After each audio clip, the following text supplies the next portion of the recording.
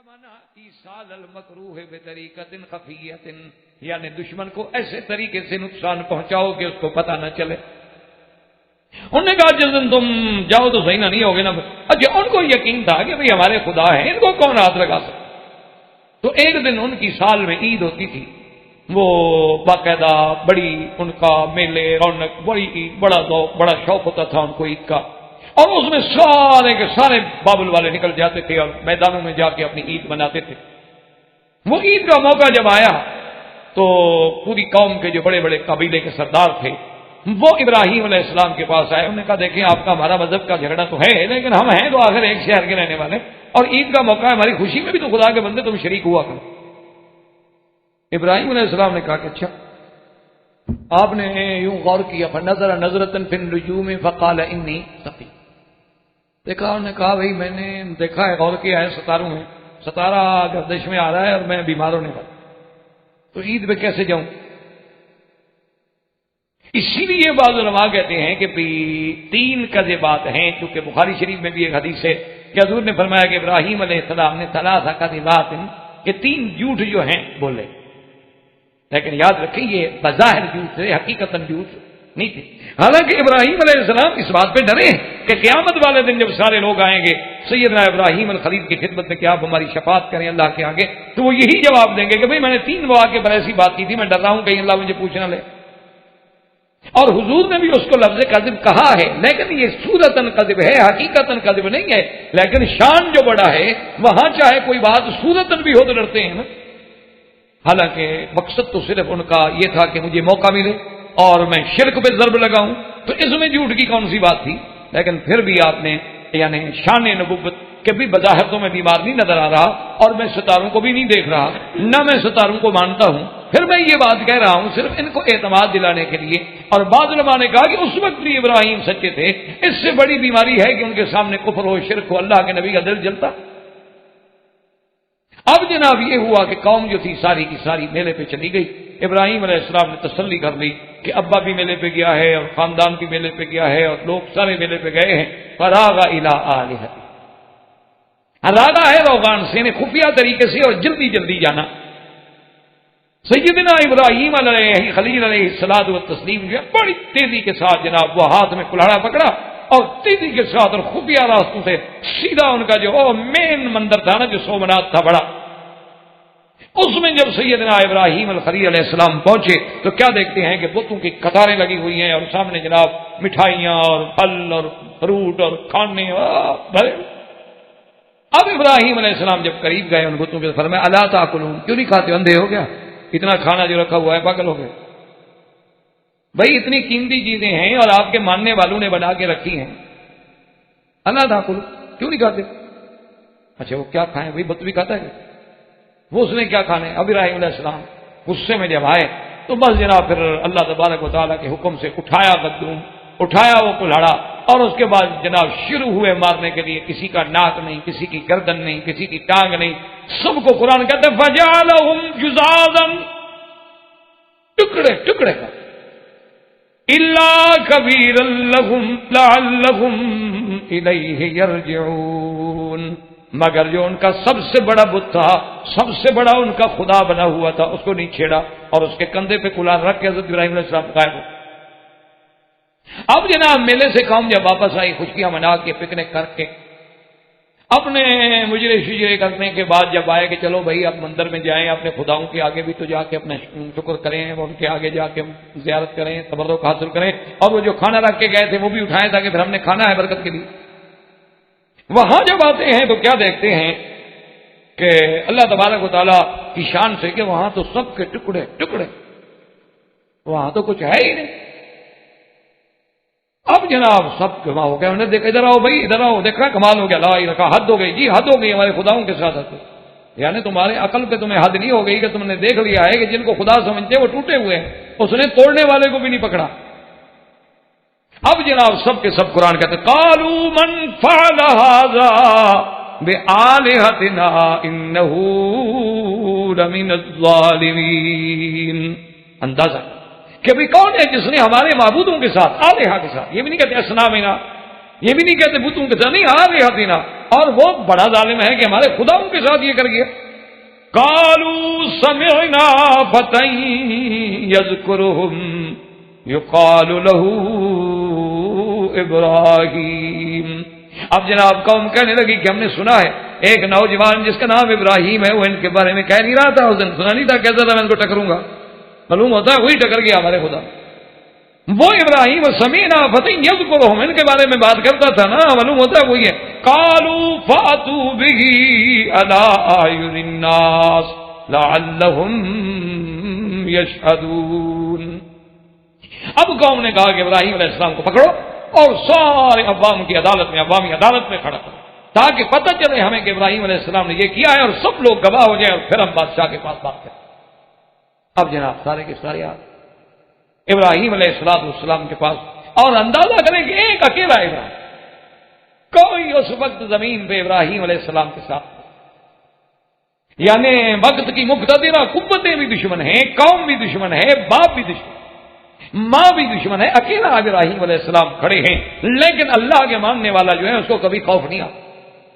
اسی لیے اقبال نے کہا تھا آئین جواں مرداں حق کوئی بے باقی، آئین جواں مرداں حق کوئی بے باقی، اللہ کے شیروں کو آتی نہیں روبائی. کہ جو اللہ کے شیر ہوتے ہیں ان کو بزدلی کا کیا تعلق ہے؟ انہوں نے تو حق کہنا ہے، جہاں بھی ہو، دشمن کے سامنے بھی ہو. حضرت ابراہیم علیہ السلام کے پاس رہا کہ کیا کہتے انت فعلت ھذا بآلہتنا یا ابراہیم. ابراہیم علیہ السلام کیا تو نے ہمارے خداؤں کے ساتھ ایسا کیا ہے؟ تم نے یہ کیا کہ ہمارے خداؤں کو ٹکڑے ٹکڑے کر دیا؟ آپ نے جواب دیا قال بل فعلہ کبیرہم ھذا فاسألوہم ان کانوا ینطقون. آپ نے فرمایا بے وقوفو مجھ سے کیوں پوچھتے ہو؟ وہ جو بڑا خدا ہے اس نے یہ سارا کام کیا ہے، جا کے دیکھو، تحقیق کرو، پوچھو ذرا. اصل وجہ کیا ہے؟ تم آگے کھانا رکھتے چھوٹے چھوٹے سارے کھا جاتے تھے، غصہ آ گیا بڑے. قال بل فعله كبيرهم هذا فاسألوهم إن كانوا ينطقون.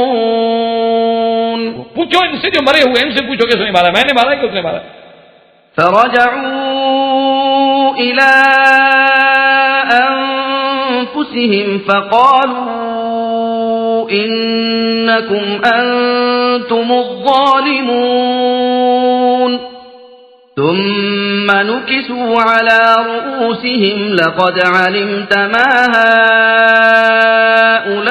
هؤلاء ينطقون. اب جناب بھائی بات تو ٹھیک ہے، ہم جب اندر گئے نا تو وہی بڑا بت تو کھڑا ہے نا، اس کو تو کوئی چوٹ نہیں لگی، اور پھر وہ جو کلاڑا ہے جس سے توڑا گیا وہ بھی اسی کے کندھے پہ تھا. بات کچھ لگتی ہے ابراہیم علیہ السلام کی، معلوم ہوتا ہے کہ اسی کو غصہ غصہ آ گیا، چڑھائی چڑھائی کر دی. پھر آپس میں جناب سر نیچے کر کے بیٹھ گئے کہ اب کیا کریں. جب آدمی کے پاس بات کہنے کی طاقت نہ ہو نا تو آنکھ میں آنکھ نہیں ملا سکتا نا، پھر تو سر نیچے کر کے بیٹھتا ہے نا شام کے بعد. تو سر نیچے کر کے بیٹھ گئے، اور اس کے بعد کہنے لگے لقد علمت ما هؤلاء ينطقون. کہنے لگے ابراہیم علیہ السلام کمال کی بات کرتے، بھائی کچھ تو مہربانی کرو، کچھ تو تم سوچو، یہ والا بولتے ہیں، یہ تو بت ہیں پتھر کے بنے ہوئے، ہم نے ان کو اپنے ہاتھ سے بنایا، یہ بولنے والے تھوڑے ہیں. ہم تو ان کو دھوپ میں کھڑا کرتے ہیں، سائے میں نہیں جا سکتے، سائے میں کھڑا کرتے ہیں، دھوپ میں نہیں جا سکتے. اب تو یہ تو نہیں بولتے. حضرت ابراہیم علیہ السلام کے ساتھ، حضرت ابراہیم نے یہ بات اسی لیے تو کی، اسی لیے تو ابراہیم علیہ السلام نے کیا تھا کہ قوم کو اس ٹارگٹ پہ لے آئے جہاں نشانہ لگا، جہاں ضرب لگانی ہے. اب جب انہوں نے اعتراف کیا تو اس سے فرمایا اف لکم ولما تعبدون من دون اللہ افلا تعقلون. اس میں آگے فرمایا ہے تم پر اور تمہارے ان آلہہ پر بھی جن کو تم خدا کے بعد عبادت کرتے ہو، اللہ کو چھوڑ کے جن کو تم نے معبود بنایا ہے، کیا تمہارے پاس عقل ختم ہو گئی؟ بالکل تم دیوالیہ ہو گئے، تم یتیم ہو عقل سے، تم پاگل ہو گئے ہو سارے، کہ جو اتنا نہیں بتا سکتے کہ جی ہمیں کس نے مارا ہے، جو اتنا بھی نہ بتا سکتے، جو اپنے بارے میں یہ بھی خبر نہ دے سکے جی مجھے کس نے مارا ہے، تو وہ خدا کیسے بن گیا، الہ کیسے بن گیا، تمہارا سفارشی کیسے بن گیا. اب ان کے پاس جواب کوئی نہیں تھا.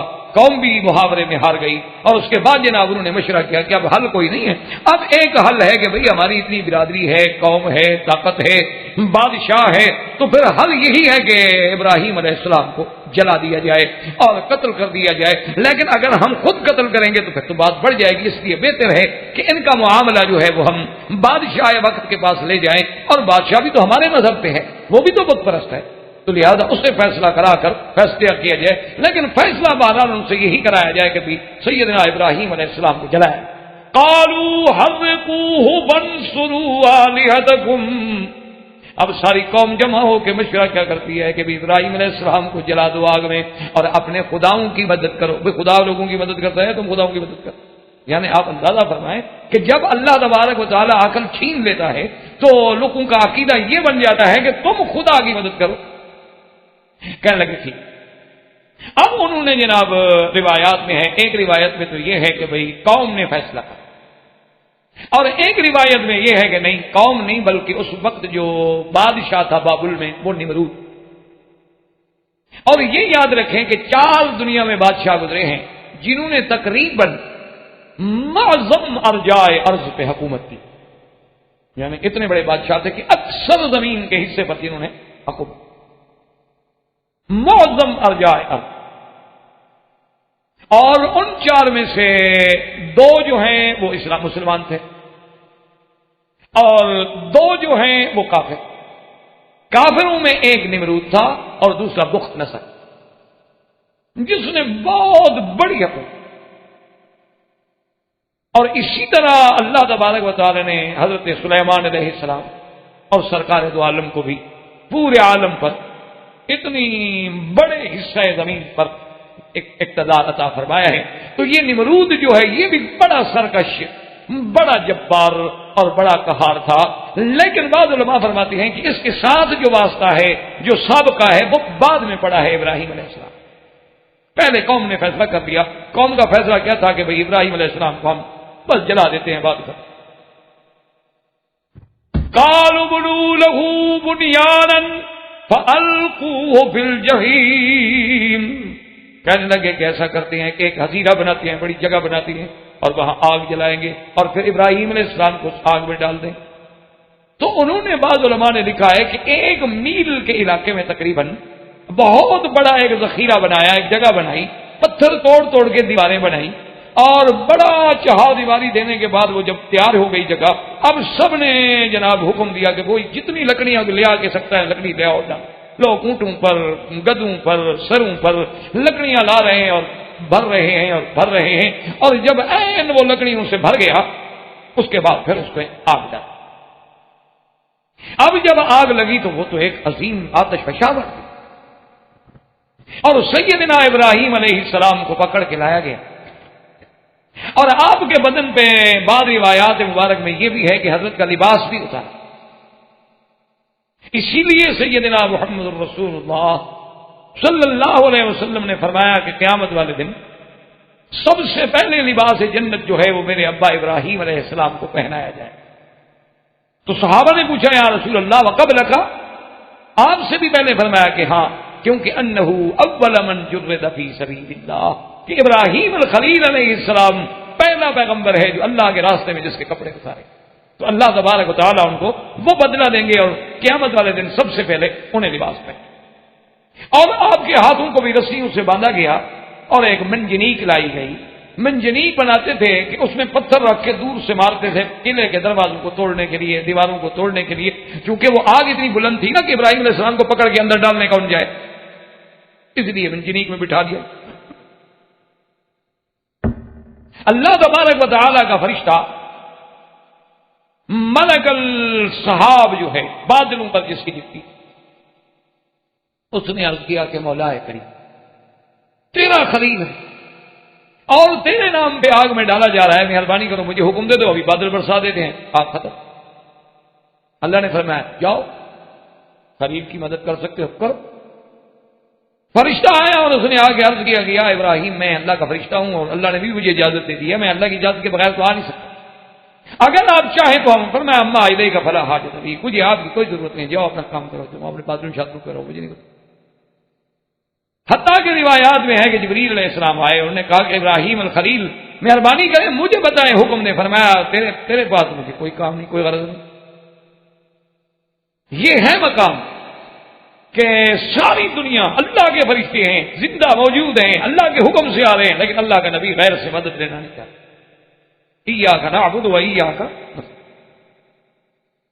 اب جناب جب جبریل علیہ السلام نے دیکھا کہ اللہ کا خلیل تو پھر وہ بھی اپنے محبت میں ہیں، تو انہوں نے کہا کہ اچھا چپ کر کے جو اللہ کے بندے بیٹھے ہوئے ابھی تمہیں آگ میں ڈال دیں گے، چلو خدا کو تو پکارو، اللہ سے تو مانگو، وہ تو منع نہیں۔ ابراہیم علیہ السلام کتابوں میں آتا ہے کہ مسکرائے اور فرمایا خلیل یہ جبرائیل یہ جو کچھ ہو رہا ہے، آگ جلائی جا رہی ہے، مجھے ڈالا جا رہا ہے، یہ اللہ جانتے ہیں یا اللہ کو کہنے کی ضرورت ہے؟ انہوں نے کہا اللہ جانتے ہیں۔ جانتے ہیں تو پھر کہنے کی کیا؟ اگر وہ ہمیں جلانے پہ راضی ہیں تو ہم بھی جلنے پہ راضی ہیں، اگر ہمارے جلنے پہ اللہ راضی ہے، خوش ہے، ٹھیک ہے، ہم بھی تو جلنے کے لیے تیار ہیں۔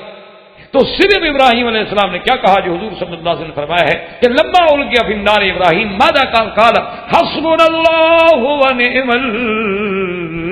الوکیل، بس مجھے میرے اللہ کا، اور یہی وہ کلمہ ہے جو جنگ احد میں صحابہ نے کہا، یہی وہ کلمہ ہے جو سیدہ عائشہ نے کہا، یہی وہ کلمہ ہے جو انبیاء علیہ السلام کی زبان سے نکلا۔ اس لیے علماء نے اس پہ بڑی کتابیں لکھی ہیں حسبنا اللہ ونعم الوکیل کے فوائد۔ اب انہوں نے جناب منجنیق میں بٹھایا اور منجنیق کے ذریعے حضرت ابراہیم علیہ السلام کو آگ میں ڈالا۔ اب حضرت ابراہیم علیہ السلام کا وجود مبارک جو ہے آگ سے نہیں قریب پہنچا، حکم قلنا یا نار کونی بردن وسلاما علی ابراہیم، اللہ نے حکم دیا کہ آگ ٹھنڈی ہو جا، اور حضرت ابن عباس فرماتے ہیں کہ اگر اللہ سلام نہ فرماتے تو آگ اتنی ٹھنڈی ہو جاتی کہ پھر حضرت ابراہیم علیہ السلام کو ٹھنڈ کی تکلیف پہنچتی۔ فرمایا بردن وسلاما علی ابراہیم۔ مفسرین نے لکھا ہے کہ اس آگ نے صرف ان رسیوں کو تو جلا دیا جو رسیاں بندھی ہوئی تھیں، لیکن آپ کے بدن کو نہیں چھوا۔ جنت کے لباس آ گئے، جنت کے کھانے آ گئے، ابراہیم علیہ السلام اندر بیٹھے ہوئے کھا رہے ہیں۔ علماء نے لکھا ہے کہ آخر بات ہے چاہے کافر ہو، ماں ہیں باہر کھڑے ہیں، آپ قوم کے سامنے کہہ بھی نہیں سکتے کہ ہمیں دکھ ہے، لیکن حیران کھڑے ہیں۔ اللہ تبارک و تعالی نے حکم دیا ملائکہ کو کہ اس آگ کے اندر یہ پیدا کر دو، پردہ ہٹا دو، دیکھنے دو آزر کو، اپنے بیٹے کا حال دیکھ لے کہ ابراہیم کس حال میں بیٹھی ہیں۔ جب ان کی نظر پڑی تو کہتے ہیں نعم الرب رب ابراہیم، کہتے ہیں بیٹا ابراہیم رب تو تیرا ہے، بس ہم تو ایسے بتوں کے چکر میں پڑے ہوئے ہیں، اصل رب تو بھائی تیرا رب ہے، زبان سے مجبوراً نکل۔ اور اس کے بعد اب آگ جناب باہر جل رہی ہے، اندر ابراہیم السلام ہے، اور حضرت ابراہیم فرماتی ہیں اطیب عیشا عندی، کہ سب سے میرے بہترین لذت میں جو دن گزرے وہ تھے جب میں معراج میں تھا۔ یہ معراج تھا ان کا آگ کے اندر۔ فرماتی ہیں وہ راحت و انعام کے دن تھے۔ اللہ پاک نے اس کے بعد انتظام فرمایا، اور یہ بھی حدیث میں ہے کہ جب آگ جلائی جا رہی تھی تو چھوٹے چھوٹے پرندے بھی آ کے پانی چونچ سے ڈالتے کہ آگ بجھ جائے، الا البزغہ، یہ جو جسے آپ کلی کہتے ہیں، یہ جو ہے یہ پھونک مارتی تھی کہ آگ جلے، اسی لیے حکم ہے کہ اس کو مارا جائے، کہ اس نے اپنی عداوت کا اظہار کیا تھا۔ بخاری شریف میں یہ حدیث مبارک موجود ہے۔ اور جناب اس کے بعد اللہ نے ایسا انتظام کیا کہ کئی دن تک تو اب آگ ہے نا جی، وہ جل جائے، ٹھنڈی ہو جائے، راستہ بنے، اور لوگ دیکھ رہے ہیں ابراہیم علیہ السلام نظر آ رہے ہیں لیکن یہ تو اندر جا نہیں سکتے، آگ ہے۔ اور جب آگ ٹھنڈی ہو گئی ابراہیم سے اٹھ کے باہر آ گیا، السلام علیکم، کیا کہ انہوں نے کہا کہ جب ہم نے اتنا زور لگا لیا تو اس کے باوجود بھی ہم ابراہیم علیہ السلام کو نقصان نہیں پہنچا سکے، تو اب کیا کریں؟ تو اس کے بعد پھر ابراہیم علیہ السلام کا واسطہ جو ہے نمرود سے پڑتا ہے۔ زندگی تو باقی انشاءاللہ، وما علینا الا البلاغ۔ برادران اسلام، واجب الاحترام بزرگوں، دوستوں، بھائیوں، عزیز نوجوانوں، اس دروس کا قصص القرآن یا قصص الانبیاء علیہم الصلاۃ والسلام کا سلسلہ رمضان المبارک اور اس کے بعد موسم حج کی مصروفیات کی وجہ سے منقطع رہا، اور آج محرم الحرام کی 11 تاریخ کو الحمدللہ آپ کی اس مسجد میں اور ڈاکٹرز پور میں آج پھر اسی سلسلے کے دروس کی ابتدا ہو رہی ہے۔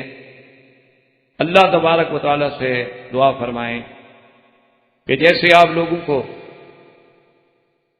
ہمارے ڈاکٹر صاحبان کو اور ان کے ساتھیوں کو یہ سعادت نصیب ہوئی کہ ان کی محنتوں سے ان کے پروگراموں میں سیرت النبی کی تکمیل ہو گئی۔ اب اللہ تبارک و تعالیٰ اپنی رحمت سے اور اپنے فضل سے ہمیں توفیق بخشیں کہ ہم قصص الانبیاء علیہم الصلوۃ والسلام کے سلسلے کو بھی پایۂ تکمیل تک پہنچا سکیں۔ وما توفیقی الا باللہ علیہ توکل، کیونکہ اس کے علاوہ کسی کی طاقت۔ اللہ تبارک و تعالیٰ کے قرآن مقدس کے قصص جو ہیں، قصص الانبیاء علیہم الصلوۃ والتسلیم، ان کی بہت بڑی اہمیت یہ دنیا کے تاریخی قصوں کی طرح نہیں ہے، اور نہ ہی ان کا اسلوب جو ہے وہ قصے کا اسلوب ہے۔ آپ نے مختلف قصص پڑھے ہوں گے۔ یہ قرآن کے قصے جو ہیں، ایک تو حقائق اور دوسرا ان میں مواعظ و عبر ہے، اور تیسرا یہ قصص الانبیاء جو ہیں اللہ کے قرآن میں، یہ سرکار دو عالم کی نبوت اور صداقت کی دلیل اور تائید ہے، اور چوتھا اس میں ہمارے لیے ایک بہت بڑا درس عبرت ہے، اور پھر امت رسول اللہ صلی اللہ علیہ وسلم کے لیے سابقہ امتوں کے احوال، ان کے صفات، ان کے کردار، اس میں ایک بہت بڑا درس، اور سب سے بڑی چیز جو ہے وہ صداقت سیدنا محمد رسول اللہ صلی اللہ علیہ وسلم کی سب سے بڑی دلیل، کیونکہ ایک نبی عربی، ایک النبی الامی جو سرزمین حرم اور مکہ مکرمہ جیسی بے آب و گیا جگہ میں پیدا ہوئے، یہاں پانی بھی نہیں، آبادی بھی نہیں، وہاں آپ کیا سمجھ سکتے ہیں کہ کتنے مدارس اور یونیورسٹیاں ہوں، لیکن وہ نبی امی جس نے عبداللہ کے گھر میں، بی بی آمنہ کے گھر میں پرورش ولادت ہوئی اور عبد المطلب کی گود میں پرورش پائی، اور ابی طالب کی کفالت میں آپ نے ابتدائی زندگی کا حصہ گزارا، اور قبیلہ بنو سعد میں آپ کی رضاعت ہوئی، اور کسی استاد کو نہیں دیکھا، کسی مدرس کو نہیں دیکھا، کسی مدرسے کو نہیں دیکھا، کبھی کسی کتاب کو چھوا تک نہیں۔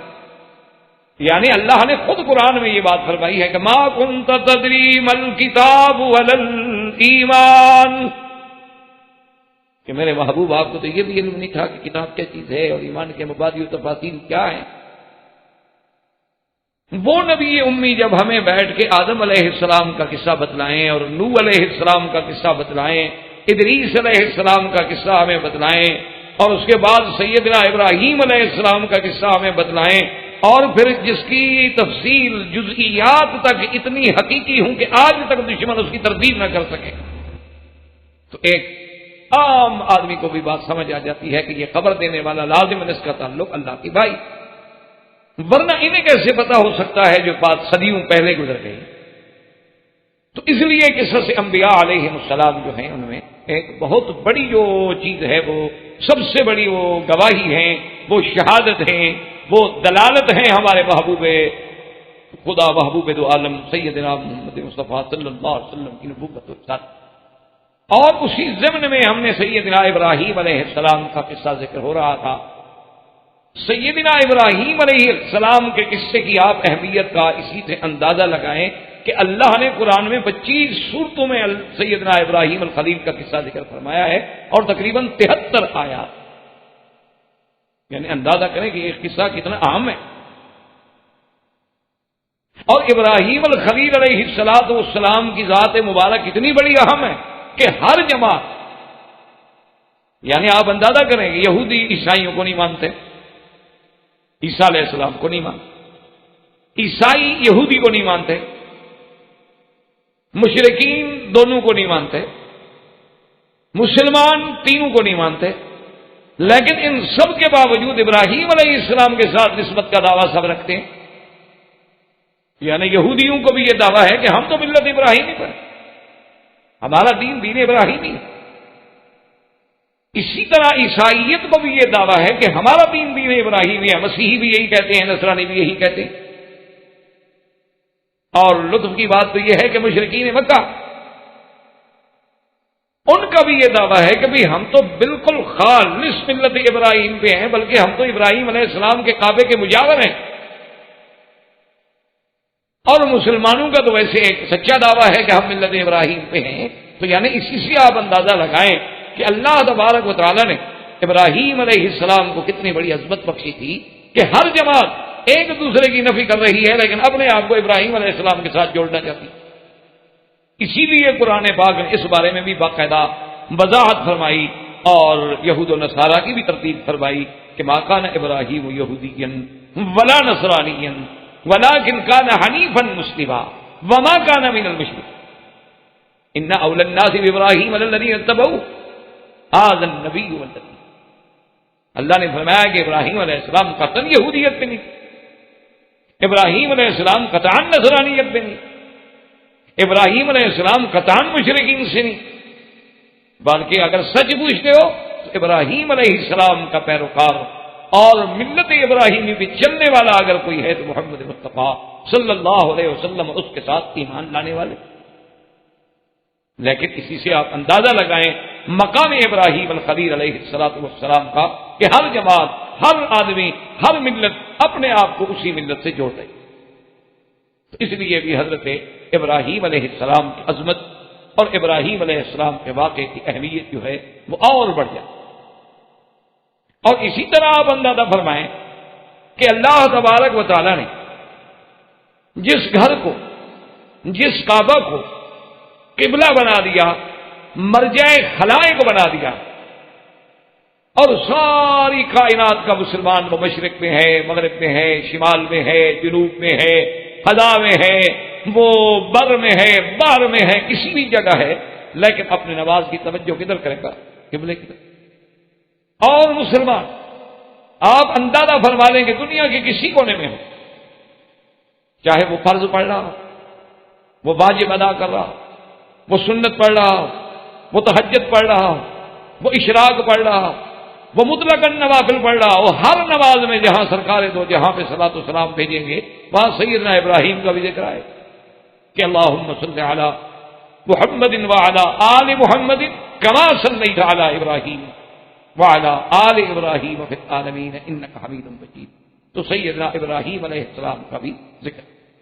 اور اسی طرح آپ یہاں رہتے ہیں الحمدللہ، آپ کو سرزمین حرم میں اللہ نے رہنے کی سعادت بخشی.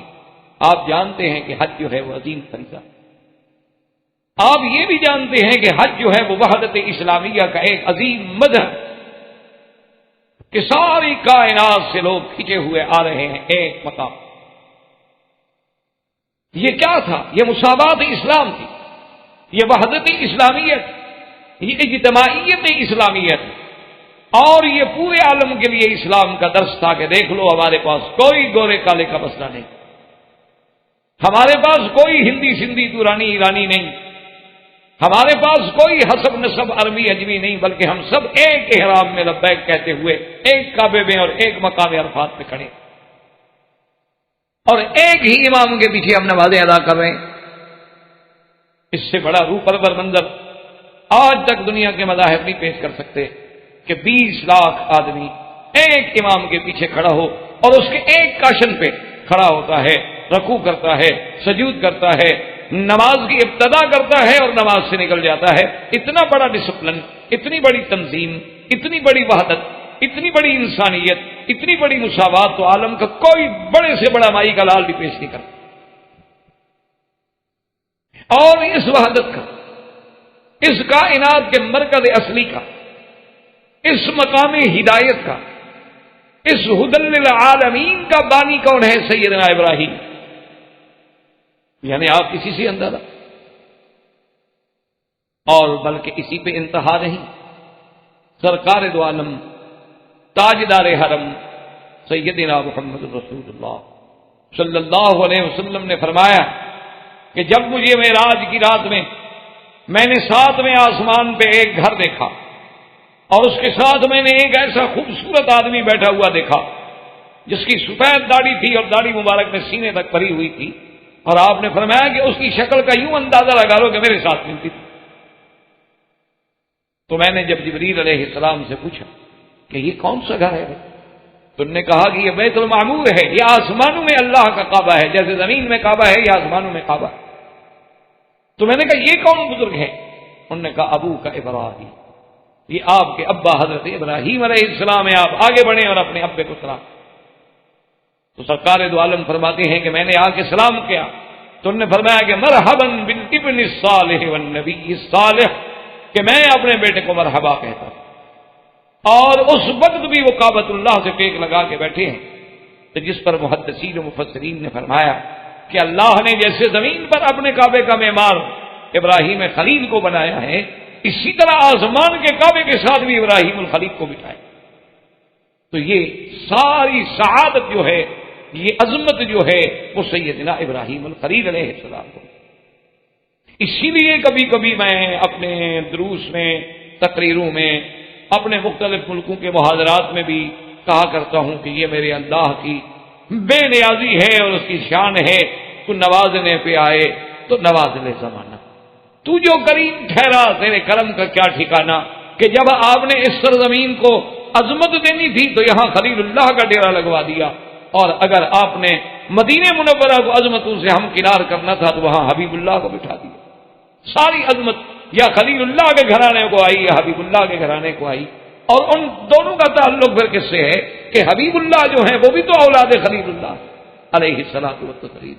تو سیدنا ابراہیم علیہ السلام کی عظمت کا اندازہ آپ لگائیں کہ اگر آپ کی کعبے پہ نظر پڑے پھر بھی ابراہیم یاد آئے، آپ نماز شروع کریں پھر بھی ابراہیم یاد آئیں، آپ صفا مروہ دوڑیں تو زوجہ ابراہیم یاد آئے، آپ 2 رکعت طواف کی پڑھیں مقام ابراہیم یاد آئے، آپ زمزم پینے جائیں تو ابن ابراہیم یاد آئے، آپ کنکریاں مارنے جائیں تو حضرت ابراہیم یاد آئیں، آپ قربانی کریں تو حضرت ابراہیم یاد آئیں، یعنی قدم قدم پہ جدھر نظر ڈالو ادھر ابراہیم کا ذکر علیہ الصلوۃ والتسلیم۔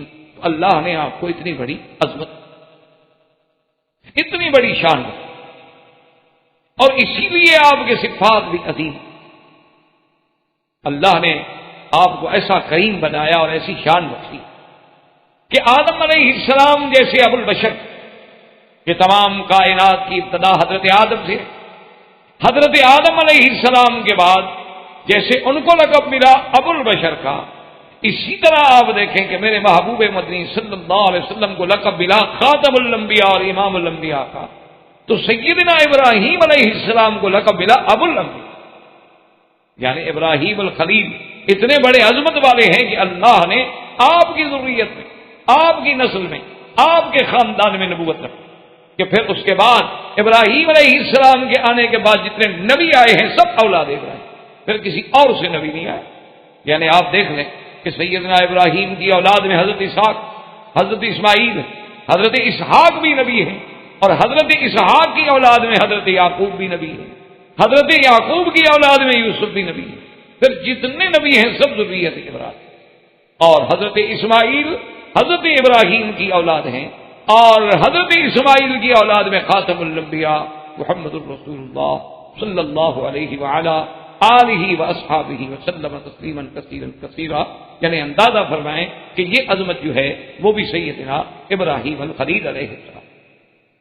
اور اسی طرح صحابہ نے رضوان اللہ علیہم اجمعین نے جب سرکار دو عالم صلی اللہ علیہ وسلم سے پوچھا کہ یا رسول اللہ صلی اللہ علیہ وسلم، یہ حج میں ہم قربانی کرتے ہیں یا اپنے اپنے ملکوں میں ہم عید اضحیٰ کے موقع پر اضحیہ کرتے ہیں، قربانی کرتے ہیں، یہ قربانی کیا چیز ہے آخر، یہ جانور کو ذبح کرنے کی کیا ضرورت ہے آخر، اس کی وجہ کیا ہے؟ تو سیدنا حبیبنا وقائدنا محمد المصطفیٰ صلی اللہ علیہ وسلم نے کیا جواب عطا فرمایا؟ فرمایا سنت ابیکم ابراہیم، یہ آپ کے ابا، ہم سب کے ابا ابراہیم علیہ السلام کی سنت ہے، یہ انہی کا طریقہ ہے جس کو اللہ نے قیامت تک کے لیے زندہ رکھ دیا ہے، تو یہ شرف بھی ملا ہے تو سیدنا ابراہیم علیہ السلام۔ اور اسی طرح آپ دیکھیں گے کہ میرے آقا حضور پاک صلی اللہ علیہ وسلم نے اپنے بیٹے کا نام بھی اپنے دادے کے نام پہ ابراہیم رکھا، کہ بی بی ماریا قبطیہ سے جو اولاد ہوئی اس بچے کا نام بھی سیدنا ابراہیم رکھا گیا۔ اور حضور نے صلی اللہ علیہ وسلم نے یہ بھی فرمایا کہ چونکہ اللہ نے نبوت بند کر دی ہے اور میرے بعد کوئی نبی نہیں، ورنہ اگر میرا یہ بچہ ابراہیم زندہ رہتے تو شاید اللہ ان کو بھی نبی کرے، یعنی حضرت ابراہیم علیہ السلام کی عظمت کا اندازہ اسی سے آ۔ اور اس کے بعد آپ کے کرم کا یہ عالم تھا آپ کی صفت کرم کا یہ عالم تھا کہ باقاعدہ کتابوں میں اور روایات میں یہ بات موجود ہے کہ ابراہیم علیہ السلام کبھی اکیلا کھانا نہیں، یعنی ان کی یہ عادت تھی کہ جب تک گھر میں کوئی مہمان نہ آ جائے، کوئی دوست نہ آ جائے، کھانا نہیں کھانا۔ یعنی اگر اتفاق سے کبھی مہمان نہیں آتا تھا تو آپ فرماتے بھی روزہ رکھ لیتے، آج مہمان تو ہے کوئی نہیں، تو لہذا اکیلا کھانے کے بجائے بہتر ہے کہ ہم روزے سے رہ جائیں، پھر افطار پانی سے فرما لیتے کہ بھی مہمان تو ہے کوئی نہیں۔ تو اس لیے آپ کے کرم کا یہ عالم اور سخاوت کا یہ عالم۔ اسی ضمن میں ایک واقعہ آتا ہے جو کتابوں میں موجود ہے کہ ایک دن آپ کے بیوی نے آپ سے عرض کیا کہ حضرت مہمانوں کے لیے تو آپ اتنا قربانی فرماتے ہیں، لیکن اتفاق کی بات یہ ہے کہ گھر میں کچھ نہیں، گھر میں کوئی چیز نہیں ہے، تو آپ مہربانی فرما کے کچھ نہ کچھ گھر کے لیے لے آئیں۔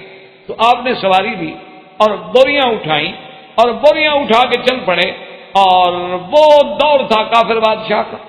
اب کافر بادشاہ نے ابراہیم علیہ السلام کو کیا آٹا دینا تھا یا گندم دینی تھی، تو حضرت ابراہیم علیہ السلام کھا لی۔ وہاں گئے، انہوں نے انکار کر دیا کہ جی ہم سب کو بیچیں گے لیکن آپ کو نہیں بیچیں۔ تو سیدنا ابراہیم علیہ السلام نے سوچا دل میں کہ اگر میں یہ خالی بوریاں لے کے گھر گیا تو لازمی بات ہے کہ میری بیوی پر بڑا اثر ہوگا۔ تو انہوں نے راستے میں ایک کتیب احمر، کتابوں میں آتا ہے کہ ایک سرخ ریت کا ٹیلا تھا، وہاں آپ نے اپنی اونٹنی بٹھائی اور اس بوری میں ریت بھر ریت بھر کے اور باقاعدہ بوریاں اس پہ رکھ کے اور جناب اس کو صاف کر کے لے آئے اور ایک جگہ اتار کے رکھ دی۔ بیوی نے دیکھا ماشاءاللہ خوش ہو گئی کہ 2 بوریاں آٹے کی، ماشاءاللہ آپ ابراہیم علیہ السلام اتنا بڑا آٹا لے کے آ گیا کہ 2 بوریاں بھری ہوئی ہیں۔ تو ابراہیم علیہ السلام نے فرمایا کہ اچھا میں تو سونے جا رہا ہوں، میں سوتا ہوں، آپ جا کے سو گئے۔ جب نیند سے اٹھے تو دیکھا کہ بیوی کھانا پکا کے روٹیاں لگا کے گرم گرم تیار کر کے بیٹھی ہوئی ہے۔ تو آپ نے فرمایا میں نہیں نہا تھا، یہ روٹیاں کہاں سے آ گئی؟ انہوں نے کہا بات یہ تبھی انت یا ابراہیم، ابراہیم جو تم لائے ہو اسی آٹے سے تو بنائی ہے۔ تو آپ نے فرمایا ہاں ھذا رزق رزقهم اللہ، اچھا یہ رزق اللہ نے تمہیں دیا ہے، میں تو نہیں لایا، بہرحال اللہ تبارک و تعالیٰ نے تمہارے لیے رزق کا انتظام کر دیا ہے۔ تو یہ بھی صفت جو تھی سیدنا ابراہیم علیہ السلام کی تھی کہ جن کا کرم اور جن کی ضیافت اپنے دور میں ضرب المثل تھی، اور اللہ نے بھی جن کے قصے کو قرآن میں ذکر کیا کہ حل اتاک حدیث ضیف ابراہیم المکرمین، کیا ہے میرے محبوب صلی اللہ علیہ وسلم، کیا آپ کو پتا ہے کہ ہمارے ابراہیم کے پاس وہ عزت والے، وہ حرمت والے، وہ کرامت والے جو مہمان آئے تھے، تو پھر ابراہیم علیہ السلام نے کیسی مہمانی کی کہ مہمان آئے تو فوراً جناب بغیر کسی بتائے ہوئے بڑے خفیہ طریقے سے مہمانوں سے سلام بات کی، اور فوراً جا کے بچڑا ذبح کیا اور بھونا اور بیوی کو ساتھ لیا اور برتنوں میں رکھا، اٹھا کے فقربہ الیہم آ کے آگے رکھ دیا کہ جناب آئیے کھائیں۔ اب اللہ کے فرشتے حیران بیٹھے ہوئے کیا کھائیں ہیں، فرشتے تو کھانے سے پاک ہیں۔ ابراہیم علیہ السلام کے دل میں خوف ہو گیا کہ گھر میں آنے کے بعد اگر آدمی کھانا نہ کھائے تو وہ تو دشمن ہے، ورنہ یہ تو ہو نہیں سکتا کہ دوست ہو اور کھانا نہ کھائے۔ تو آپ جب خائف ہونے لگے تو انہوں نے کہا کہ لا تخف، ابراہیم علیہ السلام ڈرو نہیں، اب تو اللہ کے فرشتے ہیں، فرشتے تو کھایا نہیں کرتے ہم کیا۔ تو ابراہیم علیہ السلام کی عظمت کہ یہ مہمانوں سے پوچھنے کی آپ نے حاجت ہی نہیں سمجھی کہ جی آپ کھانا کھائیں گے، ہم کھانے کا اہتمام کریں۔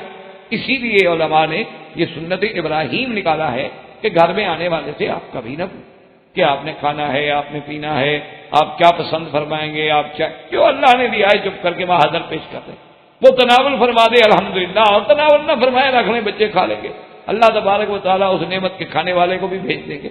تو یہ آداب سنت ابراہیم کے خلاف ہیں کہ پہلے آدمی پوچھے، اور شریف آدمی پھر بات بھی کرتے ہوئے استحیاء کرتا ہے کہ دیکھو ایک تو میں رات کو لے کے آیا ہوں، اب ان کو میں کہوں مثلا کہ میں نے کھانا بھی نہیں کھایا تو آدمی کو کچھ تو لحاظ ہوتا ہے، اس لیے حکم ہے کہ آپ کوئی بات نہ کریں، نہ ان سے پوچھیں آپ کے گھر میں ٹھنڈا ہے، آپ کے گھر میں گرم ہے، آپ کے گھر میں جو چیز موجود ہے اللہ کی نعمت جو تھوڑی بہت پڑی ہے وہ اٹھا کے سادگی سے پیش کر دیں، وہ تناول فرما لیں تاکہ سنت ابراہیم علیہ السلام جو ہے وہ پوری۔ اور اسی طرح یاد رکھیں کہ سیدنا ابراہیم علیہ السلام جو ہیں ان کے والد جو ہیں، جیسا کہ آپ پہلے بھی تھوڑا سا سن چکے ہیں، لیکن چونکہ ہمارے درس میں ایک بہت بڑا فاصلہ ہے، تو اس لیے جب تک اس پورے قصے کا استحضار ہمارے ذہن میں نہیں ہوگا تو ہم صحیح معنوں میں پھر اس قصہ ابراہیم علیہ السلام سے استفادہ نہیں حاصل کرتے۔ تو ابراہیم علیہ السلام کے والد جو ہیں اس کے بارے میں اختلاف ہے، بعض علماء کہتے ہیں کہ ان کا نام طارق ہے، اور بعض علماء کہتے ہیں کہ ان کا نام آزر، لیکن اللہ کے قرآن میں جب ہم نظر ڈالتے ہیں تو ہر جگہ اللہ کے قرآن نے آزر کا ذکر کیا ہے، طارق کا ذکر نہیں کیا۔ وَإِذْ قَالَ إِبْرَاهِيمُ لِأَبِيهِ آزَرَ أَتَتَّخِذُ أَصْنَامًا، اسی طرح ہر جگہ آزر آزر آزر، اور اسی طرح اس حدیث بخاری میں جس کے اندر قیامت کے منظر کا ذکر کیا گیا ہے وہاں بھی ذکر آزر. تو اس لیے بہرحال جس نام کو اللہ کے قرآن نے ترجیح دی ہو تو ہمیں کوئی حق بھی نہیں پہنچتا کہ ہم بلا وجہ سابقہ کتابوں کی طرف لوٹیں.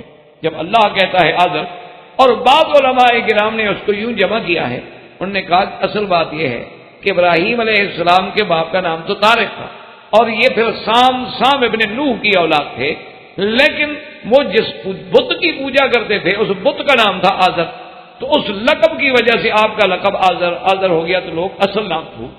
جیسے کہ سیدنا ابی ہریرہ، اسی طرح جیسے ام سلمہ، اسی طرح اور بہت سارے صحابی ہیں جن کو کنیت سے پہچانا جاتا ہے. سیدنا ابی بکر کوئی بندہ نام بھی نہیں جانتا، کوئی پوچھ لے کہ بڑے سے بڑا کہہ دے گا صدیق، صدیق لقب ہے، ابی بکر کنیت ہے. آپ کا نام تو عبداللہ ہے لیکن آپ معروف ہو گئے ابی بکر کے نام سے. اسی طرح حضرت عمر کو ابی حفص، اسی طرح حضرت علی رضی اللہ تعالی عنہ کو ابی الحسن، اور بعد میں ابی تراب.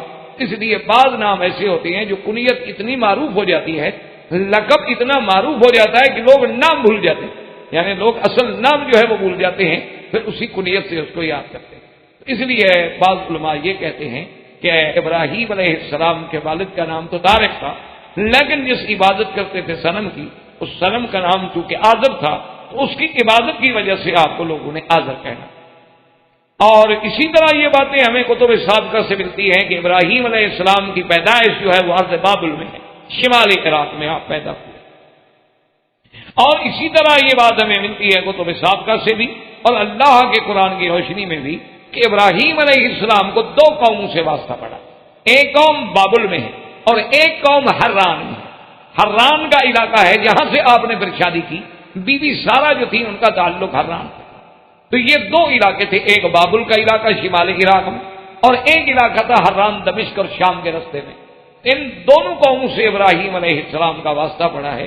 اور اتفاق کی بات یہ ہے کہ یہ دونوں قومیں جو تھی، ایک قوم بت پرستی میں مبتلا تھی اور ایک قوم جو ہے کواکب پرستی میں مبتلا. یعنی حران کے لوگ جو ہیں وہ ستاروں کو پوجا کرتے تھے، کواکب سبا کو پوجا کرتے تھے. وہ تمام دنیا کے نظام کو چلانے والا ستاروں کو مانتے تھے کہ یہ سیارات، یہ ستارے جو ہیں اب سب نظام عالم انہی کے ہاتھ میں ہے. یہ ناس، سعد، اوقات، فتح، نصرت، کامیابی، ناکامی، سب کا تعلق جو ہے ستاروں کے ساتھ ہے اور وہ ستاروں کے پجاری تھے. اور یہ علم نجوم اور کواکب پرستی جو ہے یعنی اس دور سے چلی آ رہی ہے. سیدنا ابراہیم علیہ السلام کے دور میں، پھر سرکار دو عالم کے دور میں بھی یہ بات تھی، اور اسی طرح صحابہ کے دور میں بھی یہ بات تھی، اور اسی طرح آج تک بھی. یعنی کافروں کو آپ چھوڑ دیں، آج تک بھی مسلمانوں میں بھی ایسی کئی جماعتیں موجود ہیں کہ جو منجمین کے ساتھ، جو علم فلکیات کے ماہرین کے ساتھ جا کے تعلق جوڑتے ہیں اور کہتے ہیں جی میرا ستارہ دیکھ کر بتائیں کہ میرے حالات کیا ہوئے. اور وہ باقاعدہ ذائچہ بنائے گا، آپ کی پیدائش کی تاریخ پوچھے گا، اور اگر وقت بھی بتا دیں اس کے لیے اور ایک آسانی ہو جاتی ہے. پھر جناب وہ آپ کا ستارہ نکالے گا، پھر وہ آپ کا برج نکالے گا، پھر حساب لگا کے وہ آپ کو بتائے گا کہ جی آپ کا ستارہ اس وقت گردش میں ہے یا سعد میں ہے یا نحس میں ہے. اللہ پاک معاف فرمائے. تو بہرحال اسلام کے نزدیک ایسی باتوں کا عقیدہ رکھنا جو ہے وہ کفر و شرک میں شامل ہے، کیونکہ اللہ تبارک و تعالیٰ نے قرآن و سنت میں ہمیں یہ بات واضح کی ہے کہ سب چاند سورج جو ہیں اللہ کی مخلوق ہیں اور اللہ تبارک و تعالیٰ نے ہماری خدمت کے لیے ان کو مسخر کر دیا ہے. تو ورنہ ان کے ہاتھ میں نہ کسی کا نفع ہے اور نہ کسی کا نقصان. جیسے کہ حضور پاک کے زمانے میں بھی یہ بڑا اعتقاد تھا لوگوں کا. حضور نے فرمایا ایک دفعہ جب چاند گرہن ہوا، آپ نے فرمایا کیا سمجھتی ہو کہ یہ چاند گرہن کیوں ہوتا ہے؟ تو صحابہ نے کہا حضور زمانہ جاہلیت میں ہم لوگوں کا یہ عقیدہ ہوتا تھا کہ موت احدن و حیات احدن، کہ یہ چاند یا سورج کو جب گرہن لگتا ہے تو اس کی وجہ یہ ہے کہ آج کوئی بڑا آدمی مر گیا لہذا چاند کو بھی گرہن لگ گیا، چاند بھی اندھیرا ہو گیا، یا آج دنیا میں کوئی بڑا آدمی پیدا ہوا ہے تو اس بچے کی وجہ سے یعنی سورج بھی سیاہ ہو گیا.